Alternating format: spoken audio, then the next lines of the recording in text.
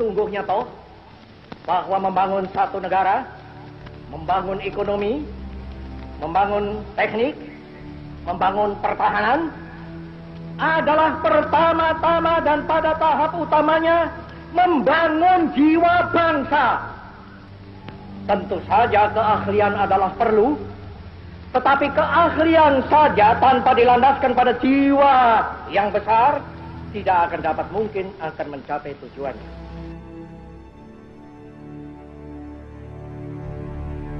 Hei pemuda-pemudi Indonesia, berapa jumlahmu?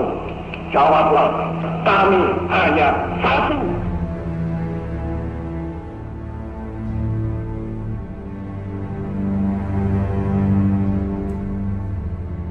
GMNI.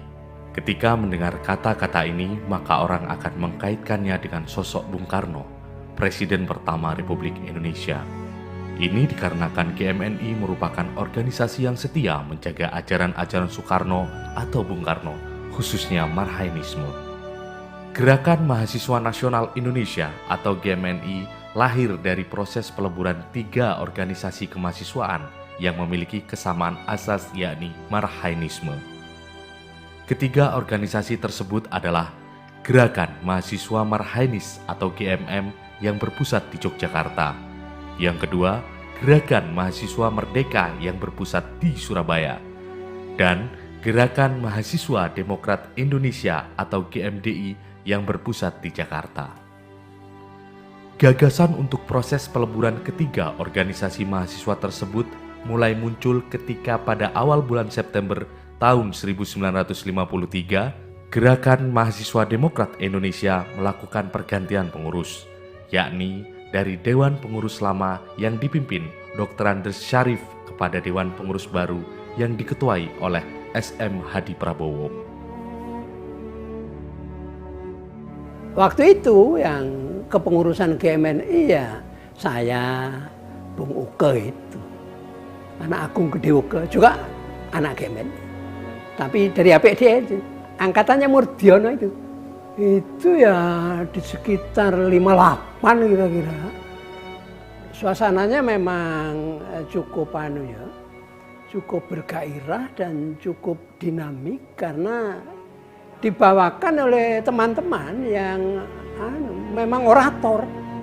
Teman-teman orator. Jadi seperti Mas Warsito Rasmat yang dosen APDN itu kan juga pengurus PNI. Nah, kemudian Pak Narko juga pengurus PNI. Ya saya saat itu sudah masuk di pengurus itu di PNNI. Jadi ya GMNI, ya PNI itu tampaknya ada 2 posisi yang memang diharapkan. PNI mengharapkan GMNI, GMNI juga butuh PNI. Nah, organisasi ekstra tentunya yang bisa secara tanggung jawab pada bangsanya, paling enggak kalau saya saat itu melihatnya ya hanya di GMNI. Mengapa saya memilih GMNI? Karena ini yang pertama itu organisasi ini adalah independen. Yang kedua mencantumkan asasnya adalah Pancasila. Dan bagi saya itu sudah final. Disitulah seni tentang kepemimpinan itu digembleng. Disitulah tentang cara berkomunikasi itu digembleng. Disitulah satu tempat bagi kita untuk bisa berpikir kritis. Disitulah menumbuhkan satu idealisme bahwa kita di dalam hidup harus peduli kepada mereka-mereka yang tertindas, yang teralienasi, yang betul-betul terpinggirkan. Dalam rapat pengurus GMDI yang diselenggarakan di Gedung Proklamasi Jalan Pegangsaan Timur 56 Jakarta, tercetus keinginan untuk melakukan fusi terhadap ketiga organisasi yang seasas itu. Dalam satu wadah, keinginan ini kemudian disampaikan kepada pimpinan kedua organisasi yang lain dan ternyata mendapat respon positif. Sebagai tindak lanjut, maka dilakukanlah beberapa pertemuan antara ketiga pimpinan organisasi mahasiswa tersebut, hingga tercapailah kesepakatan pada pertemuan berikut yang dilakukan di rumah dinas Wali Kota Jakarta Raya, Bapak Sudiro. Di Jalan Taman Suropati akhirnya dicapai beberapa kesepakatan, antara lain ketiga organisasi setuju untuk melakukan fusi wadah atau organisasi bersama.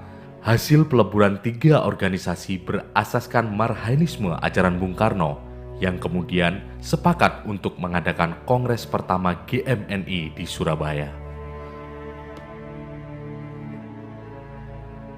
Maaf, sejak tahun-tahun 57 teman-teman pemuda Demokrat GMNI itu ya sering-sering ketemu dengan Mas Isman sebagai pejuang waktu itu, dengan kami di Tretes, itu biasalah. Artinya yang senior seperti saudara Redi Sudianto, yang guru besar Erlangga itu juga. Jadi antara Malang dan Surabaya memang saat itu seperti satu lah. Jadi teman-teman GMNI itu hendaknya betul-betul tahu persis aku mlebu GMNI ini berjuang untuk apa. Jangan berjuang untuk mencari jabatan. Tapi saya masuk GMNI karena saya memperjuangkan ideologi. Tahun 66 saya masuk Malang. Saya menjadi mahasiswa di IKIP. Namanya masih IKIP ya, belum UM. Jadi dari awal memang saya itu sudah cinta dengan GMNI yang dimulai dari PNI, GSNI lalu kepada GMNI itu. Nah, mulai di situ saya sudah di GMNI aktif sekali. Para pimpinan tiga organisasi yang hadir dalam pertemuan ini antara lain dari Gerakan Mahasiswa Merdeka yang diwakili oleh Slamet Jayawijaya, Slamet Raharjo, dan Heruman. Dari Gerakan Mahasiswa Marhainis diwakili oleh Wahyu Widodo, Subagio Masrukin, Sri Sumantri Marto Suwigno, dan dari Gerakan Mahasiswa Demokrat Indonesia diwakili oleh SM Hadi Prabowo, Jawadi Hadi Pradoko, dan Sulomo. Di Malang, GMNI memiliki warnanya sendiri. GMNI di Malang ada sekitar pada tahun 1957. Dibangun dan dikembangkan oleh angkatan Bung Marsudi Fandi Negara yang merupakan GMNI Malang angkatan pertama.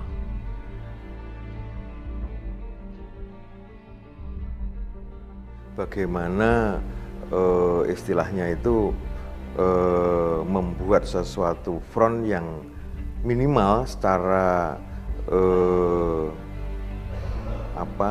mental bangsa ini mempunyai harga diri atau mempunyai eksistensi diri sebagai Indonesia, bukan ketergantungan ke banyak hal. Sejak dulu di GMNI sampai sekarang saya yakin segala sesuatunya itu perlu perjuangan, perlu bagaimana kita untuk mendapatkan cita-cita itu. Jadi tidak mudah, saya yakin itu. Cuma kan persoalannya dinamika apa yang terjadi. Kalau dulu dinamika kaitan dan mempertahankan ideologi, mungkin sekarang lebih cenderung dinamika terhadap kepentingan. Senior-senior kami itu mengembangkan bahwa paradigmanya seorang pemimpin, seorang panglima itu bukan karena SK. Pemimpin, panglima adalah orang yang bisa mengorganisir masyarakat di lapangan. Sehingga seorang panglima itu di medan perang bukan karena statusnya dia ada SK jenderal atau apa, tapi dia di lapangan bisa memenangkan pertarungan atau tidak. Sehingga pada saat itu kami tidak risau dengan status legalitas. Pada saat tahun 83-an ya, bersama-sama dengan beberapa kawan lah kita di sana, mandiri ya, berjuang untuk diri sendiri dan kawan-kawan ya, dalam artian untuk kepentingan maslahat umat ya, sehingga saya tidak pernah berjuang itu memikir ya, ini berjuang untuk siapa dan siapa tidak, yang penting saya harus berjuang. Saya tidak boleh istilahnya statis begitu, tapi harus berkembang terus. Nah, disitulah GMNI tumbuh berkembang, justru semakin kelihatan otentiknya sebagai kader GMNI yang pejuang, pemikir pejuang. Karena waktu itu memang kalau orang masuk GMNI itu harus berpikir 10 kali. Karena kalau sudah bicara GMNI pasti dikaitkan dengan Marxis, dikaitkan dengan dunia yang sekuler. Nah, jadi orang masuk GMNI itu betul-betul orang-orang yang sudah siap untuk soro. Nah, dan memang kawan-kawan saya nggak tahu, mungkin militansinya tertinggi, kebanyakan yang aktif di organisasi GMNI ini akademis itu jadi nomor 2. Malang tidak dapat dilepaskan dari sejarah perjalanan GMNI. Malang begitu bersejarah bagi GMNI, dikarenakan 2 kali kongres GMNI diadakan di Malang, yaitu pada kongres ketiga GMNI tahun 1959 dan pada kongres ke-11 GMNI tahun 1992. Sebagai organisasi kemahasiswaan, perjalanan dan dinamika yang terjadi dalam GMNI tidak dapat begitu saja dilewatkan.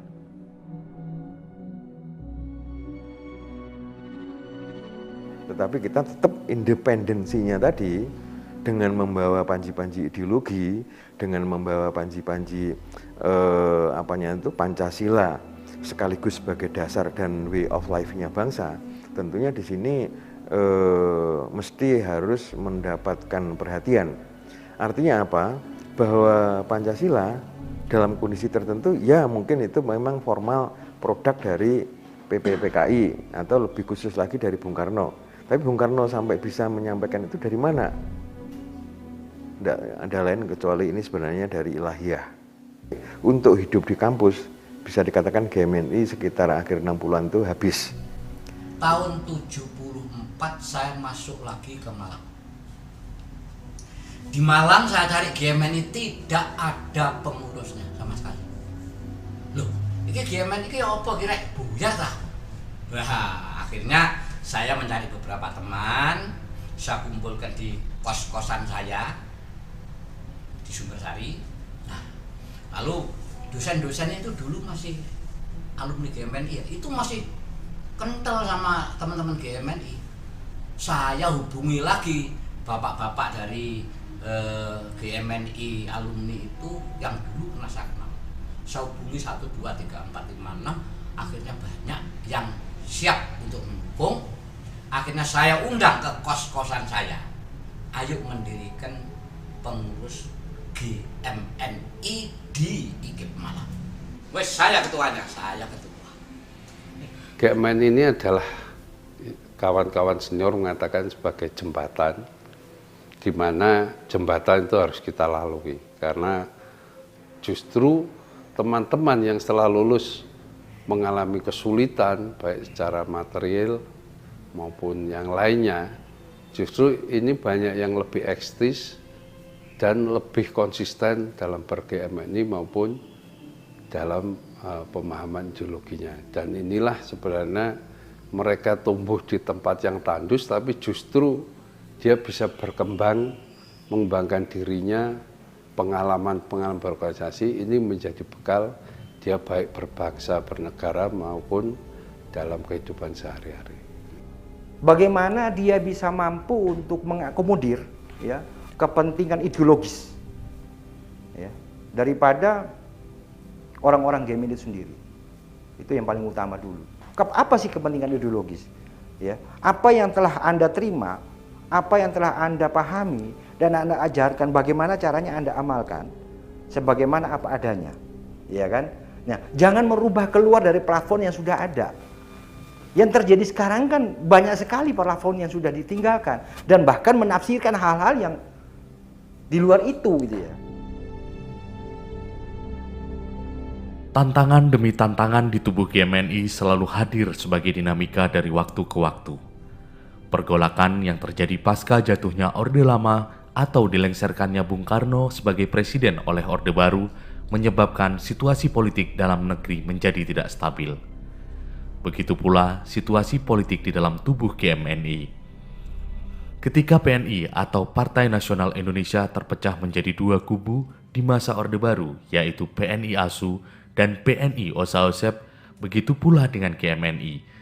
Setelah kondisi politik GMNI mulai stabil kembali, GMNI kembali menghadapi badai di mana GMNI menjadi organisasi kemahasiswaan pertama yang diminta untuk menerima asas tunggal Pancasila. Sehingga gejolak di tubuh GMNI kembali terjadi. Pengawasan rezim Orde Baru terhadap aktivitas kemahasiswaan pada saat itu menjadikan konflik di tubuh GMNI kembali tidak terelakkan. Dan lagi-lagi GMNI harus menghadapi tantangan yang tidak mudah pada masa itu.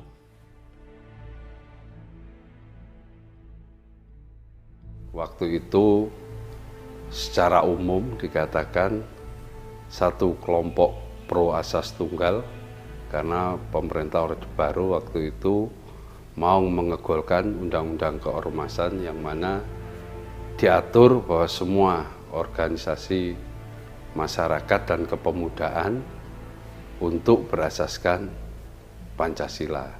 Ada situasi politik yang kemudian berupa NKK-BKK itu, ya kan?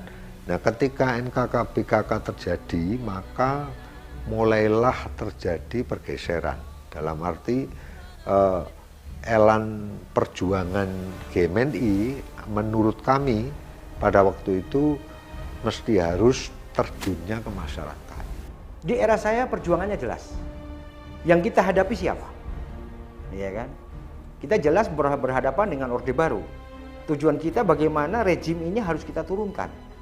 Dan tidak punya gambaran bahwa nanti suatu ketika apa yang kita perjuangkan dahulu itu akan terjadi sekarang. Kita juga tidak punya gambaran bahwa nanti akan terjadi reformasi, tidak ada. Kita tidak pernah berharap hal seperti itu. Yang penting berjuang dan berjuang. Hanya itu yang kita harapkan, ya kan? Bahwa harapan kita ada perubahan. Ya, perubahan yang sangat mendasar yang membawa Republik ini ke arah yang lebih baik, ya. Masyarakat ini ke arah yang lebih baik, pemerintahan ini ke arah yang lebih baik. Itu yang kita harapkan pada saat itu. Karena acara-acara diskusi itu harus izin dan kemudian juga itu kami biasa diskusi secara tersembunyi sehingga ketika kita mau kaderisasi di Batu, maka tempatnya nanti di rumahnya teman yang ada di Tumpang.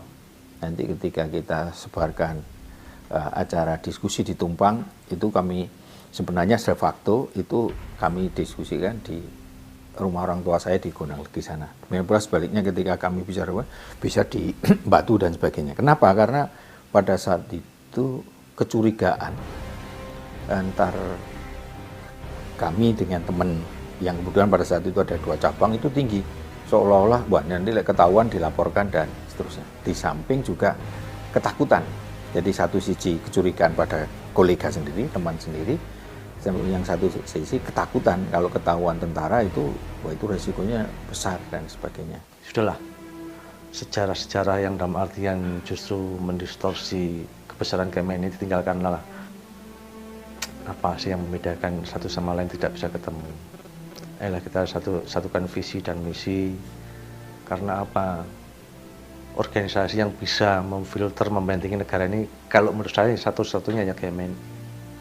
Karena GMNI ansih dia bicara tentang bangsa, negara, dan dia tahu bagaimana kalau kita bicara agama. Jadi salah satu benang merah pemersatu yang hari ini bisa sebagai tumpuan, ya kayaknya hanya di GMNI.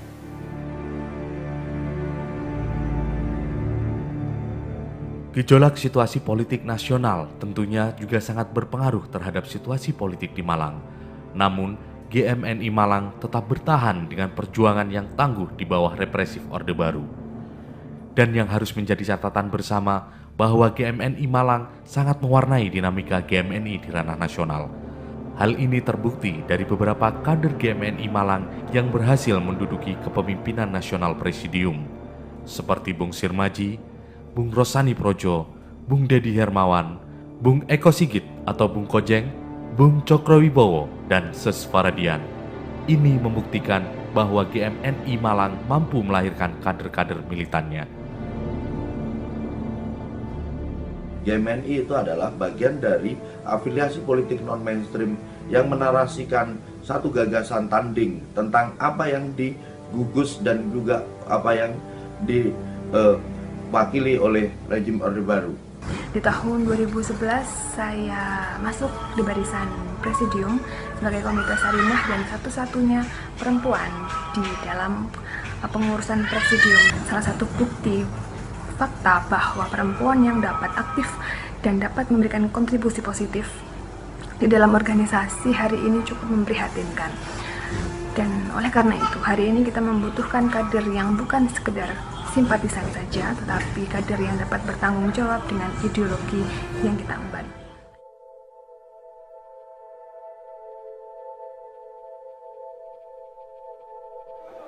Kalau dari saya sendiri begini, karena saya memang digembleng dari sejak SMP, SMA dengan bapak saya, dicekokin dengan buku-bukunya Soekarno soal DBR 1, DBR 2, azimat panca azimat revolusi, penyambung lidah rakyat dan sebagainya, memilih untuk bergerak atau kemudian berjuang sebenarnya sebagai bagian dari memperjuangkan kesejahteraan rakyat. Sebenarnya wadah Gerakan Mahasiswa Nasional Indonesia ini sudah benar begitu loh. Karena paling tidak dengan ideologi yang kita punya, gerakan kita begitu kan, gerakan kita paling tidak bisa lebih fundamentalis sehingga tidak pragmatis. Kalau kita sudah memilih menjadi bagian dari Gerakan Mahasiswa Nasional Indonesia, kita sudah mempunyai komitmen kepada rakyat bahwa kita berada pada ranah untuk memperjuangkan rakyat untuk kesejahteraan begitu kan. Nah, pilihan-pilihan inilah yang kemudian itu menantang komitmen kita. Baik itu kita berada di sektor manapun gitu loh. Jadi apapun keputusan kita, kemudian apapun jalan kita, apapun gerakan kita, paling tidak adalah rakyat yang harus dikedepankan begitu. Untuk menjadi seseorang sekarang ini, untuk bisa belajar tentang kepemimpinan, tentang komunikasi, itu tidak hanya di dalam buku-buku textbook, tidak hanya di dalam kelas, tetapi pengalaman berorganisasi menjadi bagian sangat penting. Mumpung loh ya, masih mahasiswa, masih fresh, masih energik, masih relatif tidak diganggu oleh kepentingan-kepentingan sempit, kepentingan-kepentingan pragmatik. Itu tuntaskanlah di dalam menguasai, memahami benar-benar yang namanya Marxisme itu. Yang namanya Marxisme, yang namanya Pancasila itu apa? Ini mesti disampaikan kepada adik-adik kita. Kalau Pancasila lebih tinggi dari manifesto komunis, maka marilah kita tempatkan posisi itu sehingga kita tidak menjadi komunis, tetapi kita menjadi Pancasilais. Kan kita berGMN ini diajari berpolitik. Berpolitik itu kan nggak bisa hitam putih, tapi juga tidak abu-abu. Nah, bahwa kita memang hitam, kita memang putih, tapi dalam bentuk taktis, kapan kita mengelak, kapan kita harus menyatakan diri bersikap, itu harus tetap dijaga. Kita ini adalah organisasi yang mengemban ideologi yang telah dirumuskan oleh founding father kita, yaitu Bung Karno, yang mana sekarang orang terlalu gampang untuk menyebutkan Pancasila, tapi kadang nggak ngerti esensinya Pancasila itu apa. Pancasila itu nggak bisa disejajarkan dengan Undang-Undang Dasar, dengan Mukadimah, nggak bisa, karena di situ ada nilai ketuhanan. Sebenarnya kita bicara tentang piramida. Karena apapun posisi Pancasila harus di atas, karena ada nilai ketuhanan, ada nilai kemanusiaan. Jadi memahami ideologi Marxisme itu sesungguhnya seutuhnya, ya, memahami secara utuh, kemudian mengaplikasikan perjuangan itu demi kepentingan rakyat, bukan untuk demi kepentingan golongan, ya. Itu yang saya harapkan. Jadi marilah kita berbuat untuk rakyat, bukan berbuat untuk kepentingan orang tertentu, orang per orang atau karena pesan sponsor. Itu jangan sampai terjadi, ya kan. Jadi ada gawe besar, ada ada satu tuntutan besar yang harus dipenuhi oleh seorang kader GMI, yang harus dilaksanakan. Itu yang saya harapkan. Karena untuk melawan kekuatan yang sudah meninabobokkan kita, atau dalam bahasa yang lain Mungkin kita sudah terhegemoni itu. Lawan yang pertama kali dilawan adalah dirinya sendiri. Kita itu sekarang, atau ini adik-adik GMNI, merasa terhegemoni atau tidak? Apalagi sekarang kan sudah Marxisme is Pancasila, dan sekarang kan Pancasila menjadi pegangan pokok. Jadi saya minta teman-teman GMNI betul-betul menjadi seorang Pancasilais murni dan betul-betul mau berjuang untuk kepentingan itu. Tetapi ingat bahwa GMNI itu yang merasa GMNI itu ya tetap GMNI. Saya sampai hari ini belum merespon dalam pemahaman, nggak ada GMNI 2, GMNI 3, ya 1 GMNI. Silakanlah dipecah-pecah bagi, tapi 1. Karena asasnya tetap Marxisme. Tidak ada jalan lain. Bagaimana membangun proses kritis dengan dinamika yang terus bersama rakyat. Kamu harus pelihara kritismu itu. Kritis ideologi. Jangan kritis dalam arti karena nggak kebagian. Jangan karena itu. Sains dan teknologi sulit untuk dihindarkan. Penguasaan sains dan teknologi keharusan itu. Tapi sekedar penguasaan dalam pemahaman tertentu. Tanpa fundamen, saya ini lahir di bumi Nusantara.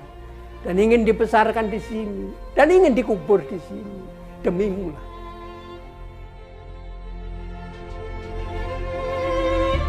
Sekalipun GMNI dihantam ribuan kali, GMNI tetap bertahan dan tumbuh dalam badai. Terbukti sampai hari ini GMNI Malang tetap ada dan akan terus ada. Hanya kiamat yang dapat membubarkan GMNI. GMNI tetap terus mengabdi dan berjuang bersama dengan kaum Marhain demi Indonesia yang merdeka sepenuhnya.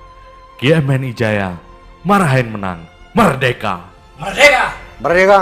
Merdeka! Merdeka! Merdeka! Merdeka! Merdeka! Merdeka! Merdeka! Merdeka! Merdeka! Merdeka! Bersama